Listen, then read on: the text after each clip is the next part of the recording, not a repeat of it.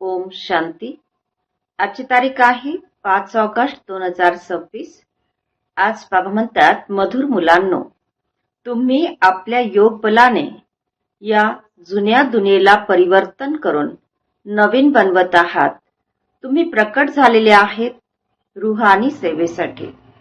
प्रश्न आहे, इमानदार सच्च्या मुलांच्या कोणत्या निशाणी असतील? इमानदार सच्च्या मुलांच्या कोणत्या निशाणी असतील? उत्तर, इमानदार मुलं कधीही आपली चूक लपवणार नाहीत. लगेचच बाबांना सांगतील. ते खूप खूप निरहंकारी असतात. त्यांच्या बुद्धीमध्ये सदैव हा संकल्प असतो की जसे कर्म मी करेल मला बघून बाकी करतील. ते कधीही कुणी केलेल्या डिससर्व्हिसचं गायन करणार नाहीत. आपल्या सर्व्हिसमध्ये लागून राहतील. ते कधीही कुणाचे अवगुण बघून आपली बुद्धी खराब करणार नाहीत. गीत आहे, धीरज धर मनुआ, नवयुग आया की आया. ओम शांती. मधुर मधुर रूहानी मुलांप्रती रूहानी बाप धैर्य देत आहेत. जसे लौकिक बाप सुद्धा धैर्य देतात ना. कधी कुणी आजारी असेल तर त्यांना धैर्य देतात की तुमचा हा आजार हे दुःखाचे दिन बदलून आता सुखाचे दिन येतील. तर ते आहेत हदचे पिता. ते हदचं धैर्य देतात.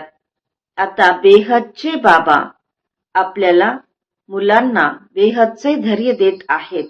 म्हणतात, मुलांनो, तुमचे आता सुखाचे दिवस येत आहेत. बाकी हे दिवस थोडे आहेत. सुखाचे दिवस येत आहेत. आता तुम्ही बाबांच्या आठवणीमध्ये राहून दुसऱ्यांनाही शिकवा. तुम्ही सुद्धा शिवशक्ती आहात ना. शिवबाबाची शक्ती सेना पुन्हा प्रकट झालेली आहे. ही गोप सुद्धा आत्मे आहेत. ते हे सर्व शिवाकडून शक्ती घेत आहेत. तुम्ही सुद्धा शक्ती घेत आहात. तर बाबांनी समजावलं आहे की यामध्ये कृपा किंवा आशीर्वादाची कोणतीही गोष्ट नाहीये. बाबांच्या आठवणीमध्ये राहून शक्ती घेत जा.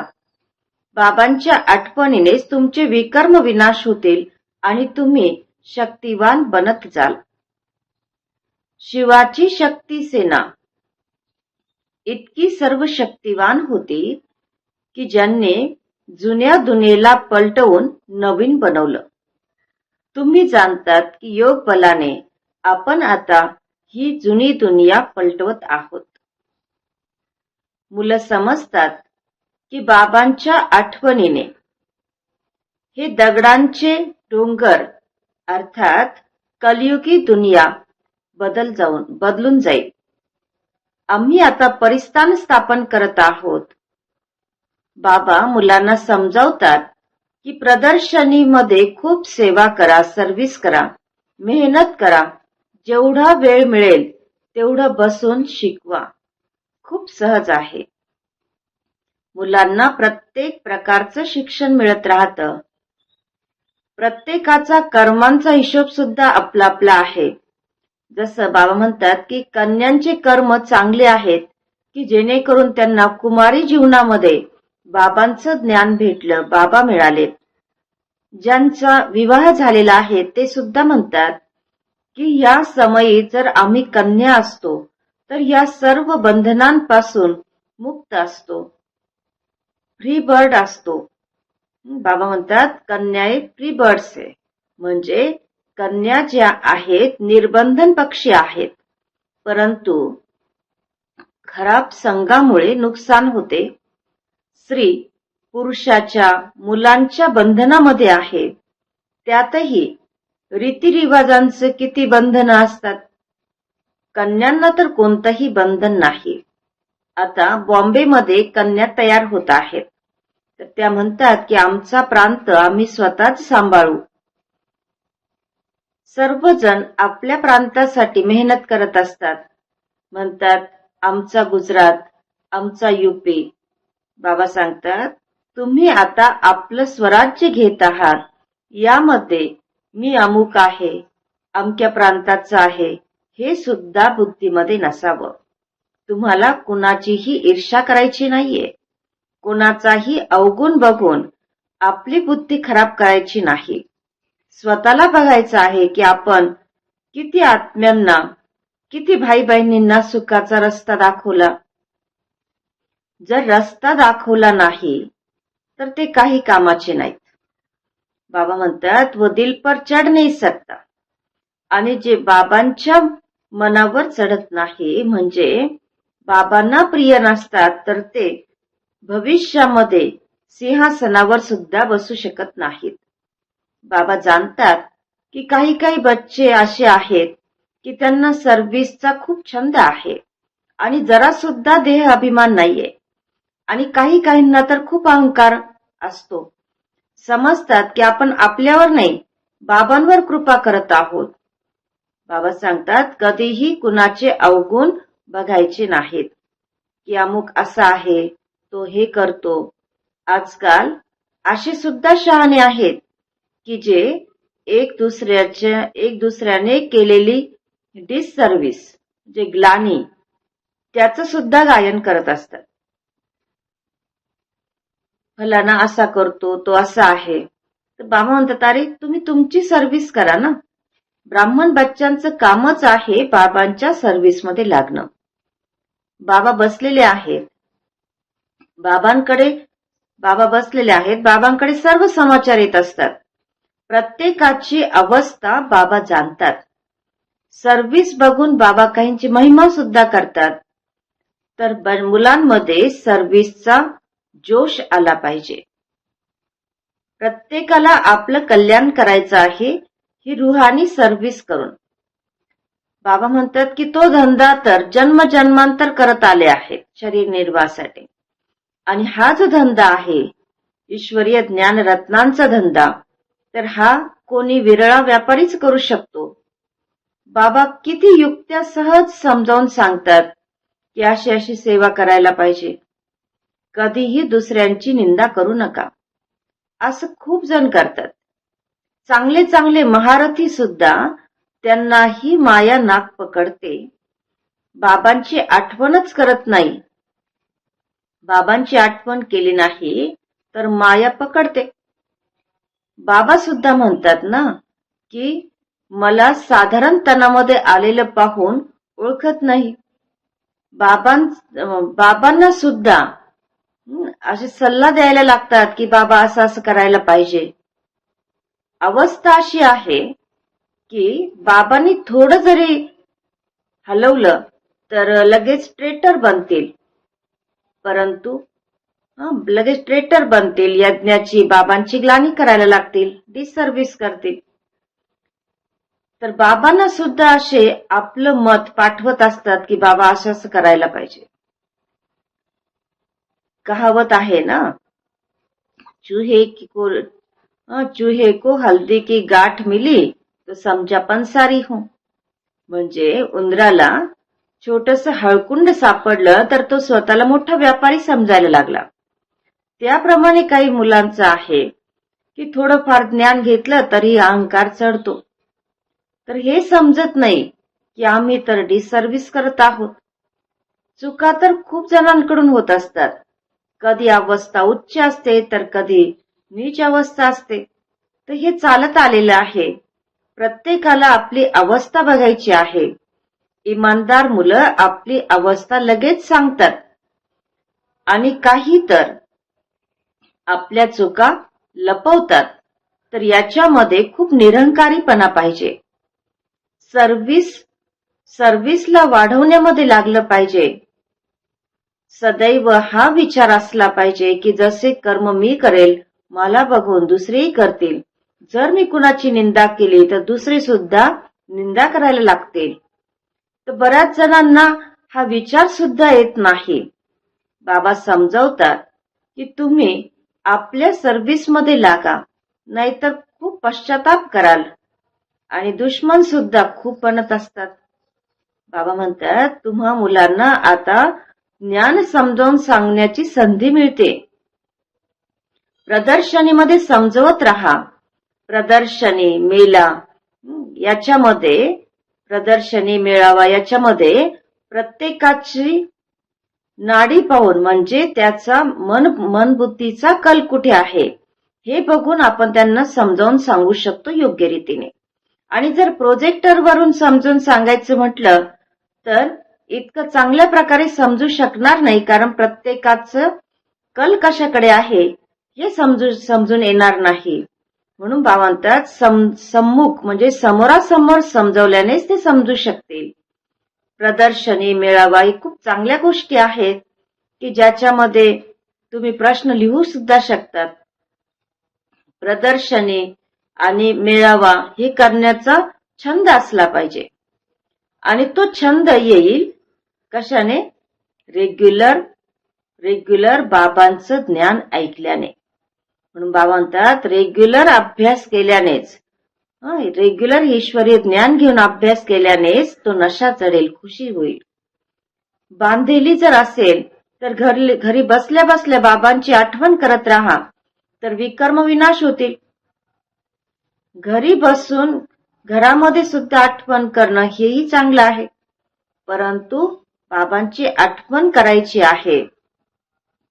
ही बच्चांसाठी, मुलांसाठी खूप मुश्किल गोष्ट होऊन गेलेली आहे. बाबा ज्यांच्याकडून 21 जन्मांचा वारसा मिळतो त्यांची आठवण करत नाहीत. चांगले चांगले भाषण करणारे महारथी सुद्धा बाबांची आठवण करत नाही. न सकाळी उठले तरी सुद्धा, उठून बसले तरी सुद्धा बाबा म्हणतात की डुलक्या घेत राहतात. बाबांची आठवण केल्याने शक्ती येईल. आणि बाबांची आठवण ही करण्यासाठी सकाळचा टायमिंग म्हणजे अमृत वेळेचा समय हा खूप चांगला आहे. भक्ती मार्गामध्ये सुद्धा सकाळी सकाळी उठून ईश्वराची आठवण करायला लागतात. त्यांची तर उतरती कला आहे. आणि इथे तर आहे चढण्याची गोष्ट. तर माया किती विघ्न टाकते. सकाळी उठून बाबांची आठवण केली नाही तर धारणा कशी होणार आणि विकर्म विनाश कसे होतील? बाकी फक्त मुरली चालवणं, तर ते तर छोटी मुलं सुद्धा शिकून समजायला लागतात. तर हे शिक्षण आहे मोठ्यांसाठी. किती मोठी युनिव्हर्सिटी, विश्वविद्यालय आहे आणि आपल्याला शिकवणारा कोण आहे या गोष्टीचा मुलांना नशा राहत नाही. बाबा म्हणतात मी खूप जन्मांच्या अंताच्या जन्मामध्ये प्रवेश करून मनुष्यापासून देवता बनवत आहे. तर मुलांना सर्व्हिसमध्ये रात्रंदिवस मेहनत करायची आहे. धंदा वगैरे करत असाल तरीही त्याच्यामधून थोडा टाइम काढून, थोडा वेळ काढून या सेवेमध्ये लागलं पाहिजे.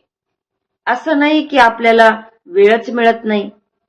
बाबा म्हणतात समजा तुम्ही आजारी पडले मग काय कराल?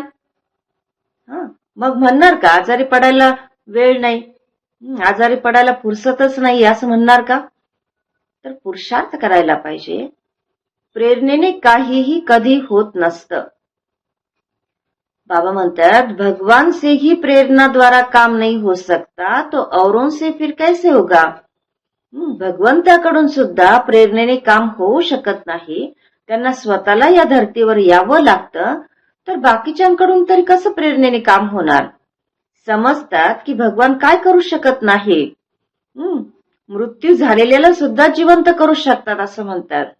बाबा म्हणतात अरे भगवंताला तुम्ही म्हणतात की हे पतित पावन येऊन आम्हा पतितांना पावन बनवा, बस दुसरी कोणती गोष्टच नाही. असं थोडीच म्हणतात की या आणि याला मृत्यू झालेल्याला जिवंत बनवा असं म्हणतात का? नाही. ते आहेच पतित पावन. भारत पावन होता ना. बाबा म्हणतात मी कल्प येऊन पावन बनवतो आणि माया पुन्हा येऊन पतित बनवते. आता मी आलेलो आहे पावन बनवण्यासाठी. मनुष्याला देवता प्रॅक्टिकल मध्ये बनायचं आहे. असं थोडीच आहे की फक्त देवताई ड्रेस घातला कपडे घातले बस झालं नाही. आपल्यावर स्वतःलाच पूर्णपणे ध्यान द्यायचं आहे. देह अभिमान यायला नको. बाबा आम्ही तर तुमच्याकडून वारसा घेऊनच सोडू. तुम्ही सुद्धा म्हणतात की आम्ही भारताला श्रेष्ठाचारी बनवूनच सोडू. आणि ह्या गोष्टी सुद्धा निश्चयवालेच म्हणू शकतात. आणि कोणी कोणी तर म्हणतं की एवढ्या थोड्या समयामध्ये हे कसं शक्य आहे. तर बाबा म्हणतात वास्तवमध्ये कधीही हा संशय यायला नको. संशयामध्ये आल्यानेच मग सर्व्हिसमध्ये ढिले होतात. बाबा म्हणतात टाइम खूप थोडा आहे. जितकं होईल तितका जास्तीत जास्त खूप पुरुषार्थ करायला हवा. थोडा लढाई वगैरे लागली, कुठे हंगामा झाला, मग बघा किती मेहनत करायला लागतील. समजतात ना की आम्ही आठवणीमध्ये पूर्ण राहत नाही. मग त्यावेळेला कशम कशा तो नाही कर सकेंगे. म्हणजे त्यावेळेला पूर्णपणे बाबांच्या आठवणीत राहू शकणार नाही. आणि त्या समयी तर खूप आफत येतील, खूप विघ्न पडतील. आणि म्हणून बाबा सांगतात की जेवढं होऊ शकेल तेवढं आताच तुम्ही कव्हर करा, गॅलप करा आणि आपली स्थिती उच्च बनवा. ही आत्म्यांची रेस आहे. बाबा म्हणतात की तुम्हाला ही रेस करत करत येऊन मला टच करून म्हणजेच मूल वतनमध्ये जाऊन नंतर लगेच या साकार दुनियेमध्ये देवता बनून यायचं आहे. पहिले पहिले तेच येतील की जे योगयुक्त असतील. बाबा म्हणतात सगळ्यांना असं वाटतं की आपण मुक्तिधाम मध्ये जावं. तर बाबा म्हणतात की माझी आठवण केल्याने मुक्तिधाम मध्ये जाल. मुक्तिधाम तर सगळ्यांना पसंत आहे. आणि मग येतील पाठ बजावण्यासाठी. मोक्ष कधीही कुणाला मिळत नाही. मोक्ष म्हणजे कधीही जन्म मृत्यूच्या चक्रात न येणं. तर बाबा म्हणतात असा मोक्ष कधीही कुणाला मिळत नाही. ईश्वरीय इतिहास भूगोलामध्ये मोक्ष हे अक्षरच नाहीये. 1 सेकंदामध्ये तुम्हाला जीवनमुक्ती मिळते आणि बाकी सर्वजण मुक्त होऊन जातात. रावण राज्यापासून मुक्त व्हायचंच आहे. तर जो पुरुषार्थ करेल तोच उच्च पद प्राप्त करेल. मुलांना खूप मधुर स्वभावाचं बनायचं आहे. बाबा म्हणतात मुलांचा स्वभाव, वाणी ही खूप मधुर असली पाहिजे. कधी क्रोधी बनायचं नाही. भक्तीमध्ये दुर्वासा ऋषींचे नाव आहे ना. तर म्हटलं जातं की दुर्वासा ऋषी खूप लगेचच शाप वगैरे द्यायचे, क्रोधी होते. बाबा म्हणतात या राज ऋषींमध्ये सुद्धा कोणी कोणी असे आहेत जे संगम युगामध्ये आपण बच्चे सर्व राज ऋषी आहोत. तर याच्यामध्ये बाबा म्हणतात की कोणी कोणी असे आहेत की जे क्रोधी आहेत. तर सदैव आपल्या अंतर्मनाला विचारलं पाहिजे की मी काय करतो आणि यामुळे मला कोणतं पद मिळेल. जर मी सर्व्हिस केली नाही, ईश्वरीय सर्व्हिस केली नाही, दुसऱ्यांना आपल्या समान बनवलं नाही तर काय पद मिळेल. थोड्यामध्ये राजी व्हायचं नाहीये. बाबा म्हणतात मी आलेलो आहे तुम्हा मुलांना पूर्ण बादशाही देण्यासाठी. तर हिम्मत करून दाखवलं पाहिजे ना. हिम्मत ठेवून पूर्ण बादशाही घेऊन दाखवली पाहिजे ना. फक्त म्हटल्याने तर काही होऊ शकत नाही. बाबांच्या सर्व्हिस मध्ये तर हड्डिया सुद्धा द्यायला हव्यात. म्हणजे खूप मेहनत करून बाबांची सेवा करायला हवी. याचंच उदाहरण दधीची ऋषी दाखवतात ना. बाबा म्हणतात मुलं करतातही, परंतु पुन्हा मग देह अभिमानामध्ये आल्याने जो नशा, देह अभिमानामध्ये गेल्याने जो नशा येतो आणि मग अवस्था खालावते. देह अभिमानाचा नशा येतो आणि अवस्था खालावते. बाबा म्हणतात माया पण काही कमी पैलवान नाहीये. बाबांच्या श्रीमतावर चालल्यानेच आपली अवस्था उच्च बनते आणि बाबांच्या श्रीमतावर न चालल्याने माया वाढ करते आणि मग बाबांना फारकती देतात. बाबा सुखधामचं मालक बनवतात, तर स्वतःवर आपण तरस खाल्ला पाहिजे.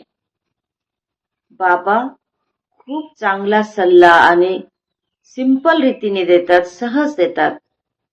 मायेचे तुफान तर खूप येतील, परंतु तुम्हाला महावीर बनायचं आहे. अच्छा, मधुर मधुर खूप खूप वर्षांनंतर भेटलेल्या मुलांप्रती मातपिता बापदादांची प्रेमपूर्वक स्मृती आणि सुप्रभात. आत्मिक पित्याची आत्मिक मुलांना नमस्ते आणि आम्हा आत्मिक मुलांची आत्मिक मातपिता बापदादांना प्रेमपूर्वक स्मृती, सुप्रभात आणि नमस्ते. धारणेसाठी मुख्य सारांश आहे. पहिला पॉइंट, सर्व्हिसचा छंद ठेवून आपलं आणि दुसऱ्यांचं कल्याण करायचं आहे. कुणाचीही डिससर्व्हिसचं गायन करायचं नाही. परचिंतनामध्ये आपला वेळ वाया घालवायचा नाही. दुसरा पॉइंट आहे, इमानदार आणि निरंकारी बनून सेवा वाढवायची आहे. सकाळी सकाळी पहाटे उठून बाबांची प्रेमाने आठवण करायची आहे. कथनी आणि करणी समान बनवायची आहे. आजचं वरदान आहे, मनमना भवच्या स्थितीद्वारे मनातल्या भावांना जाणणारे सफलता स्वरूप भव. मनमना भवच्या स्थितीद्वारे मनातले भाव जाणणारे सफलता स्वरूप भव. विश्लेषण आहे, जे मुलं मनमना भवच्या स्थितीमध्ये स्थित राहतात ते दुसऱ्यांच्या मनातले भाव जाणू शकतात. भले बोल कसे असू द्या, कोणते असू द्या, परंतु त्यांचा भाव काय आहे ते जाणण्याचा अभ्यास करत राहा. प्रत्येकाचे मनातले भाव समजल्यानेच त्यांची जी अपेक्षा आहे किंवा जी प्राप्तीची इच्छा आहे ती पूर्ण करू शकाल. यानेच ते सुद्धा अविनाशी पुरुषार्थी बनतील आणि मग सर्व्हिसची सफलता थोड्या समयामध्ये खूप जास्त दिसेल आणि तुम्ही सुद्धा पुरुषार्थी स्वरूपच्या ऐवजी सफलता स्वरूप बनून जाल. आजचा सुविचार आहे,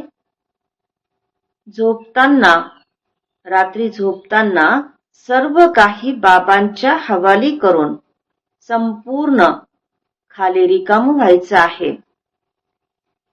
त्यामुळे व्यर्थ किंवा विकारी स्वप्न येणार नाहीत.